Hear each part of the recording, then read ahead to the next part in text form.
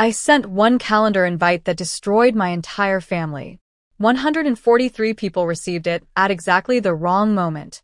By the time you finish the story, you'll understand why I have zero regrets.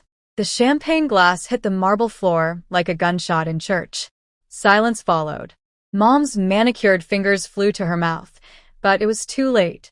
Crystal shards scattered across the reception hall floor like frozen tears, each piece catching light from the chandeliers above.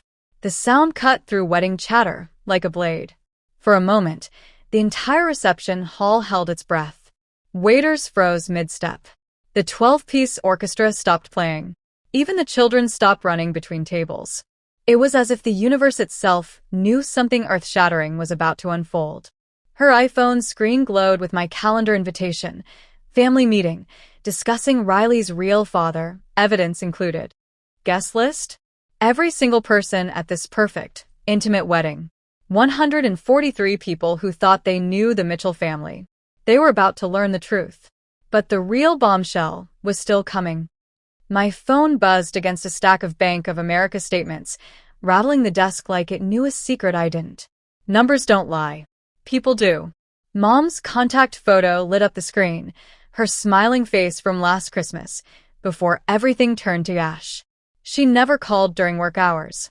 Never. My throat tightened. Hi, Mom. Emma, honey. That careful tone I'd learned to fear. The same voice she used when telling 5-year-old me that Grandpa wouldn't be coming home from the hospital. We need to talk about Riley's wedding. I leaned back in my leather chair. What about it? Static silence stretched between us like a tightrope walker's wire. You know how expensive weddings are these days. Even with your father's life insurance. Her voice trailed off. Dad. Gone 2 years now from a heart attack that came out of nowhere. 58 years old, healthy as a horse, dead on the kitchen floor while Mom was at her book club. Riley and Connor want something intimate. Very small. Just immediate family. Each word dropped into my stomach like stones. Plunk. Plunk. Plunk. I am immediate family, Mom. Of course, sweetheart. But with your situation, my situation, that's what we called it now. Not Emma discovered her husband was embezzling. Not Emma chose to testify against the man she loved. Not Emma lost everything because she believed in truth. Just the situation. We thought it might be easier if you watched from home. The air rushed out of my lungs. My pen, a Mont Blanc Dad gave me for graduation, slipped from numb fingers and rolled across fraud reports, leaving a thin blue line like blood on snow. The silence stretched between us like a chasm. I could hear the clock on my office wall ticking, each second marking the death of our relationship. 27 years of sisterhood reduced to a virtual attendance checkbox. You're uninviting me? For my sister's wedding. Not uninviting. Just making accommodations. For everyone's comfort. Everyone's comfort. Translation: I was the family embarrassment. The sister who'd testified in open court instead of keeping quiet like a good wife. Who'd chosen integrity over family peace. I understand completely, Mom. Oh, thank you for being reasonable, honey. I knew you'd. Click. I hung up. I am Emma Mitchell, forensic accountant, professional lie hunter. The woman my family decided was better left out of sight. Little did I know, this was just the beginning. 2 weeks later, the calendar invite arrived like a letter bomb disguised as wedding stationery. Event: Riley's wedding, live stream viewing date. Saturday, June 15th, 2 p.m. Eastern Standard Time location. Virtual attendance only. I read it 17 times. 43 words to reduce my sister's wedding to a YouTube video. But here's the thing about being a forensic accountant for 12 years. You develop instincts. When something smells wrong, you dig. You follow the money. And this intimate family wedding reeked of deception. The venue was my first clue. Riverside Country Club. I knew their ledgers. 6 months buried in them during a laundering case. Their minimum wedding package? $52,000 for 150 guests. The math was simple. Devastating, but simple. If this was truly an intimate family gathering, as Mom claimed, the cost per guest would be astronomical. No sane person spends that kind of money on immediate family only. Unless, of course, they weren't paying for it themselves. 143 guests. $52,000 budget. One uninvited sister. Do the math. I called Ashley Cooper, head of catering at Riverside. We'd become friends during the audit. Ash. Emma Mitchell. Quick question about an event this Saturday. Emma. Oh my God. Yes, the Mitchell wedding. Your mom has outdone herself. 3-course plated dinner, premium open bar, 12-piece orchestra. Most expensive package we offer. The room spun. How many guests? Final head count came in yesterday. 143. Your mom was so stressed about the numbers. 143 guests. Everyone except me. That night, I opened my laptop and did what I do best. I followed the money. The next discovery would change everything. Riley's Instagram told a different story than the one I'd been fed. At Riley Mitchell soon had exploded with wedding content. Dress shopping at Kleinfeld's. Venue tours. Engagement party for 60 people that I somehow missed. Every photo showed the same cast. Riley glowing, Zoe Parker playing maid of honor in my place, cousins, family friends. Not one photo included me. Then I found the post that made my blood boil. Bachelorette party group photo. 8 women raising champagne flutes on a rooftop bar. Caption. My girls know how to celebrate. These ladies have been my rocks through everything. Hashtag bride tribe, hashtag sisters before. Await face with tears of joy. Sisters before what, Riley? The emoji felt like a slap across the face. That laughing, crying face mocking our shared childhood, our whispered secrets, our promise to always be there for each other. She'd turned our bond into a punchline for her Instagram followers. The comments were brutal. She knows who her real family is. Some people just bring drama. Smart keeping toxic energy away from your special day. Family is who shows up, not who shares DNA. Screenshot. Save. Evidence was piling up. But I needed more than hurt feelings. I needed courtroom quality proof. You're probably thinking I'm the villain here. Keep watching. 1 week before the wedding. 11:47 p.m. Riley's name on my screen. Emma? Her voice was thick with tears and wine. Are you awake? Riley? What's wrong? Nothing's wrong. Everything's perfect. My wedding's in 7 days and everything's absolutely perfect. My sister never cursed. Never. Are you drunk? I wanted you there. I did. I fought for you. But Connor's parents, they're weird about your situation. And Mom said it would be easier. Less complicated. Less complicated. Like I was a logistical problem. My voice went deadly quiet. The tone I used during depositions when lawyers were lying to my face. Riley. I've never told anyone about Atlanta. The line went silent. Then sharp, shallow breathing. What about Atlanta? Spring break. Senior year. That hotel room where you called me sobbing at 3 a.m. You were 19. Pregnant. Terrified. Emma, please don't. 15 years, Riley. 15 years of keeping your secrets. Covering for you. Protecting you. Lying for you. Each secret I'd carried felt like a stone in my chest. The late-night phone calls when she'd made mistakes. The money I'd lent that was never repaid. The lies I'd told our parents to protect her reputation. 15 years of being the reliable sister while she played the golden child. She was sobbing. It's just one day, Em. Then everything goes back to normal. Please don't ruin this for me. Normal. As if normal existed anymore. You're right. It is your day. Hope it's everything you dreamed of. Click. Wait until you hear what happened next. Dad's digital ghost. Mom had asked me to wipe Dad's old laptop before donating it. Delete everything, honey. You understand computers better than we do. I understood data recovery better than they realized. Deleted files tell fascinating stories. What I found in Dad's deleted email folder made my blood run cold. 3 years of correspondence with private investigator Jackson Mills. Dad had known, had suspected for years. The investigation reports were devastating. Hotel receipts from Mom's book club weekends. Credit card charges for romantic dinners while Dad worked late. Photos of mom entering a downtown apartment building every Tuesday afternoon. With Robert Garrison, Connor's father. The pieces fell into place like dominoes. Why Robert insisted on paying for the wedding. Why he was eager for his son to marry into our family. Why mom wanted me, the forensic accountant who noticed financial irregularities, nowhere near the celebration. I would have spotted the money trail immediately. But the document that shattered my heart was Dad's draft letter to his divorce attorney. Never sent. Dated 3 days before his fatal heart attack. I've gathered sufficient evidence of my wife's extramarital affair. For years of deception. The stress is killing me, but I can't live this lie anymore. My daughters deserve to know the truth. I had to read it 3 times before the words sink in. My father, the man who taught me about integrity, who showed me how to balance checkbooks and build tree houses, had been planning to leave mom. He'd been gathering evidence like I was doing now. The forensic accountant apple hadn't fallen far from the tree. Dad had died knowing mom was cheating. Had died alone with the truth. Stress kills. Literally. For a split second, I almost deleted it all. I took 3 personal days. The private investigator's files painted a timeline that made me sick.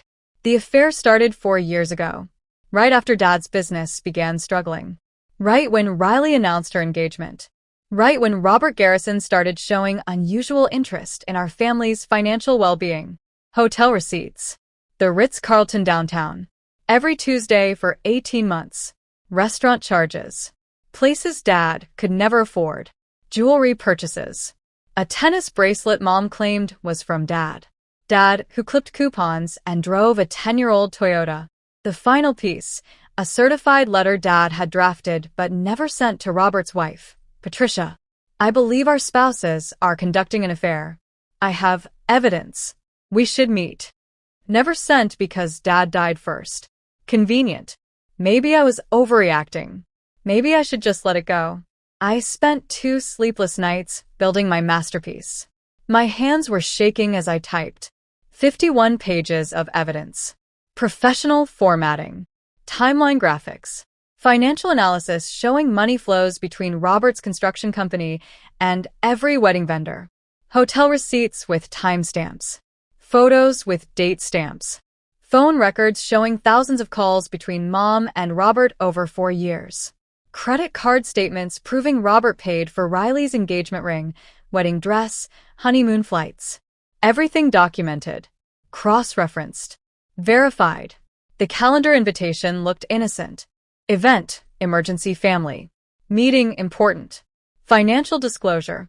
Date, Saturday, June 15th, 3:30 p.m. Eastern Standard Time. Location, Riverside. Country club reception. Hall attendees, all wedding guests. Description, time-sensitive family announcement regarding financial irregularities discovered in estate planning. Documentation attached. 1 attachment, Mitchell_family_financial_analysis_confidential, PDF. Send time, 2:47 p.m. Saturday, right after the ceremony ended. Right when guests would be checking phones for social media photos. I hovered over send for exactly 47 seconds. Then I did something that would haunt me forever, or make me a legend. Depends on your perspective. Click. Send. I watched from my apartment, wearing pajamas and drinking champagne straight from the bottle. View of Clickwat, the same brand they were serving at the reception I wasn't invited to. The ceremony was beautiful. Riley looked radiant in her $8,000 gown. Mom cried elegant tears. Robert beamed while his wife, Patricia, clutched tissues. Everyone playing their parts in this elaborate theater production. 2:47 p.m. I clicked send and watched my phone light up like Christmas. The live stream continued normally for exactly 18 minutes. T-minus 18 minutes until detonation. Then gradually, like watching a slow-motion car accident, everything started falling apart. I counted each minute like a countdown to detonation. 18 minutes for guests to finish congratulating the happy couple. 18 minutes for people to find comfortable seats and order their first drink. 18 minutes for my digital bomb to work its way through their phones like a virus. People began checking phones. I watched faces change through the camera. Confusion. Shock. Horror. The kind of expressions you see when reality crumbles. Someone near the camera said, "Holy shit, are you seeing this?" Mom appeared on screen, floating between tables in her dusty rose dress, completely oblivious to the digital wildfire I'd just lit. She looked so happy, so proud, so completely unprepared. The silence before the storm lasted exactly 18 minutes. 3:22 p.m., the champagne glass hit the marble floor. The live stream cut at 3:34 p.m. My phone started ringing at 3:35 p.m. and didn't stop for 4 hours. The sound of notifications pinging like popcorn. First call, Riley, hysterical beyond comprehension. "Emma, what have you done?" I told the truth, Riley. Something our family forgot how to do. "You ruined everything. My wedding. My marriage. My entire life." I exposed lies. There's a difference. Connor's family is losing their minds. His father is having chest pains. Guests are leaving. Some reporter is outside. Mom locked herself in the bathroom. In the background, chaos. Shouting voices. Car doors slamming. The sound of celebration disintegrating.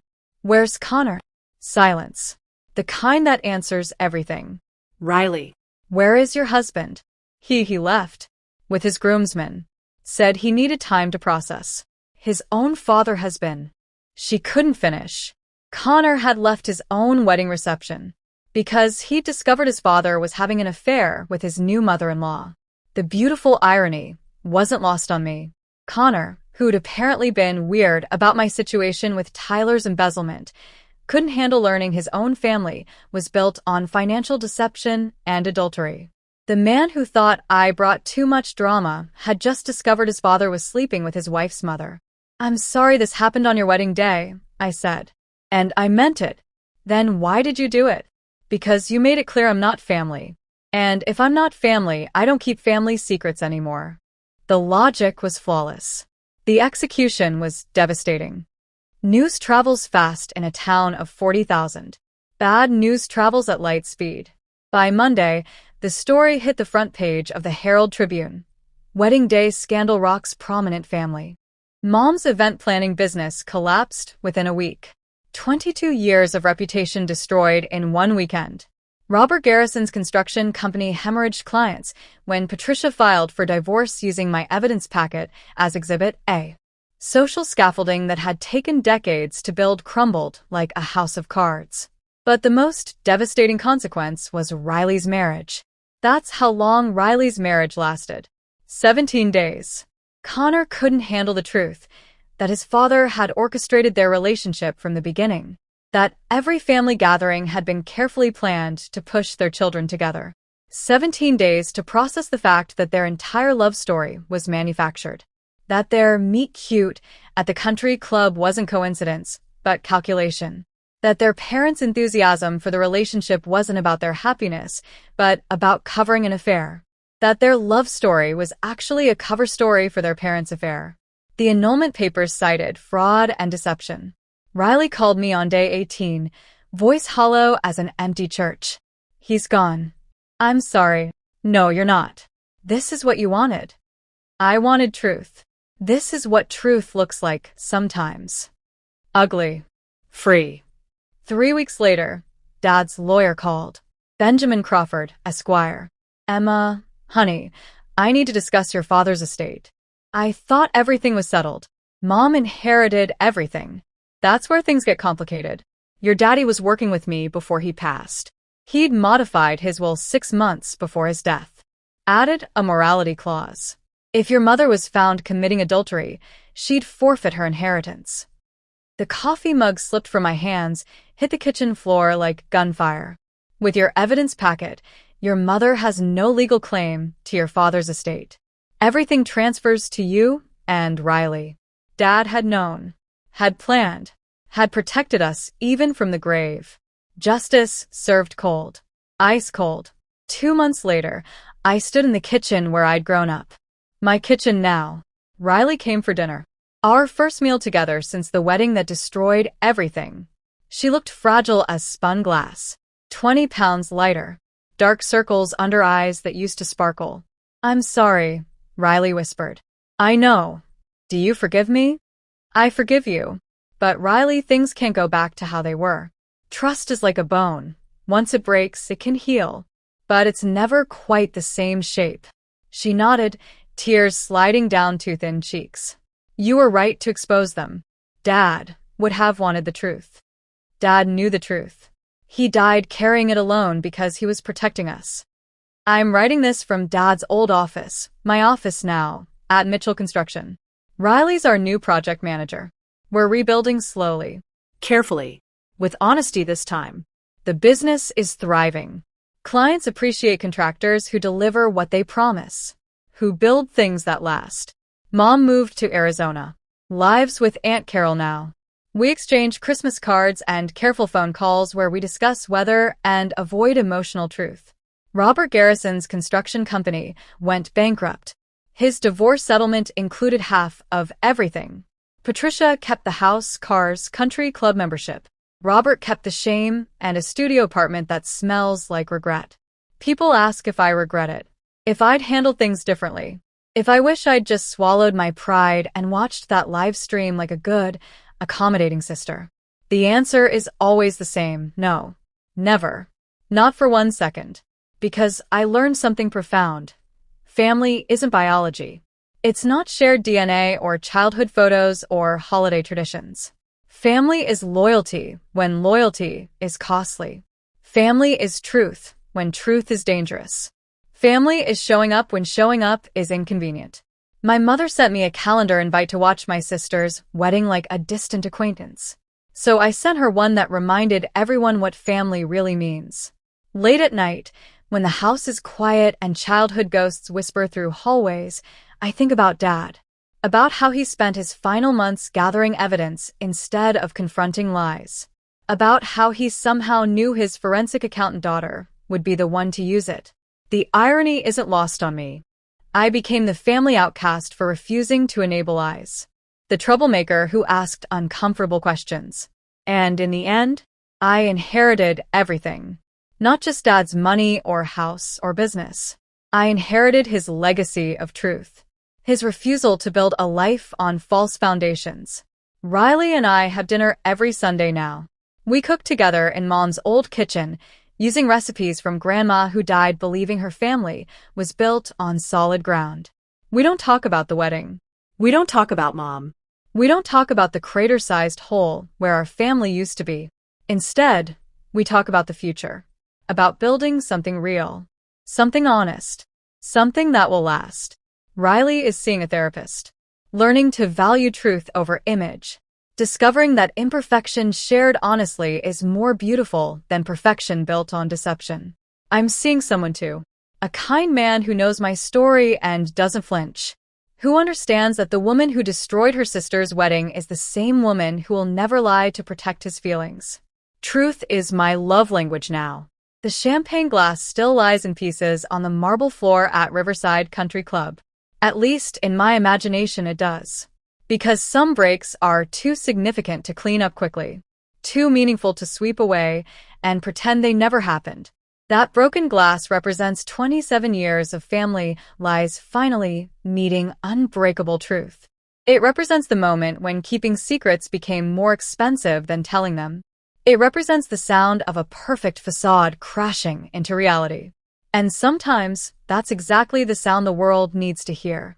Tonight, Riley and I will toast Dad's memory with champagne in glasses that won't break when dropped. Because we're building something stronger now. Something that can withstand the truth. Something that deserves to last. The wedding live stream lasted 4 hours. My calendar invite lasted forever. In a world built on shifting sand and pretty lies, forever is exactly how long truth should last. Trust me. I'm very good at finding truth. And even better at making sure it survives. The investigation continues. It always does. Truth has a way of multiplying once you set it free. Like champagne bubbles rising to the surface, beautiful, effervescent, and absolutely impossible to ignore. The glass may be broken, but the truth is finally whole. If you enjoyed this story of justice served cold, remember to subscribe. The next revenge story drops soon, and trust me, you won't want to miss it.